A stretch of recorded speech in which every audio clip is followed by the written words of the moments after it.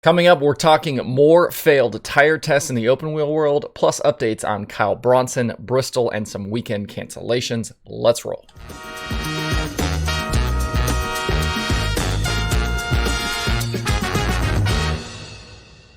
Today is Thursday, March 24th, 2022. Welcome into Dirt Tracker Daily. I'm Justin Fiedler.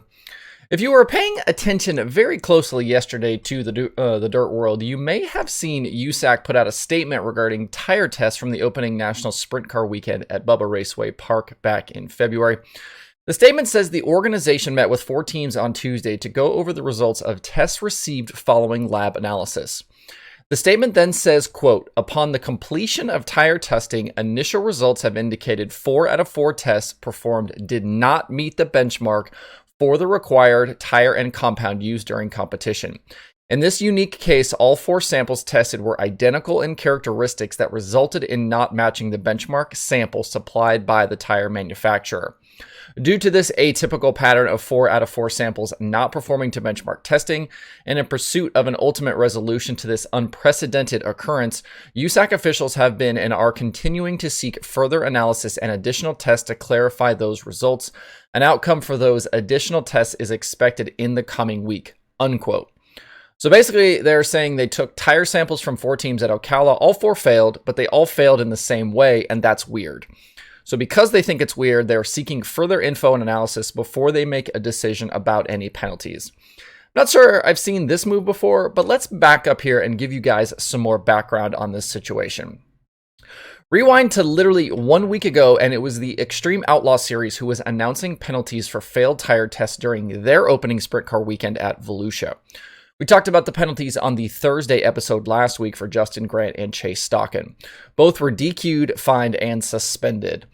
In the days since then, there have been a lot of cryptic tweets, rumors, innuendo, all these things about what's going on behind the scenes with these teams and the sanctioning bodies, including World Racing Group that owns Xtreme and USAC. Are tests being administered regularly? Are the results being handled and shared properly? Are things fair for all competitors? It was a big statement out of the gate for the Xtreme Series to issue these penalties and show the community that they won't tolerate these types of infractions. It appears as though some folks were wondering if USAC would then follow suit, especially with rumors of failed tests during their opening weekend.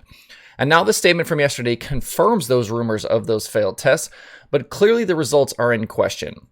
In the decades that I've been around motorsports, there have always been 3 main areas you don't mess with in the rulebook. They are tires, fuel, and engines.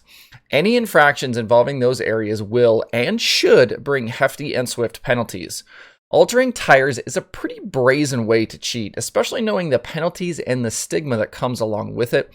And I continue to be surprised when people are caught doing it. It just seems really dumb. But yet again, here we are. As a competitor myself, I understand trying to find every possible advantage and pushing the limits where possible to gain speed. I get it. But we are also better than this. Before you jump in here also and get in the comments and try and stick up for the people that are guilty of these infractions, or say it's possible they picked something up off the racetrack or it wasn't their fault, just spare us. You don't drive over oil on the track or some other chemical and fail a tire test. I say all of this to kind of get to my main point here. If there are instances of cheating, especially in main areas like this, I would hope no sanctioning body is hiding these infractions from view and that they are penalizing teams as they should per their rulebooks. Any other course of action severely undermines credibility and damages the racing and the series. I don't care about sponsors or public perception or the buddy system or anything else. Do the right thing here. Tech the cars, test the tires, pump the engines, check the fuel, whatever it is. And when teams fail, penalize them accordingly and post it on your website and your social media accounts so everybody knows. Consistency and transparency are needed in these cases. Don't leave room for questions and the rumors. These things happen because people think they can get away with it. If there are better chances they'll get caught and that the fans and media will know, it will lower the occurrences. The situation with USAC is something I for sure will be keeping an eye on in the coming days and will update you on when we have a resolution. This is a topic we shouldn't have to talk about. We should just be focusing on the racing and the characters and the stories and not stupid crap like tire testing.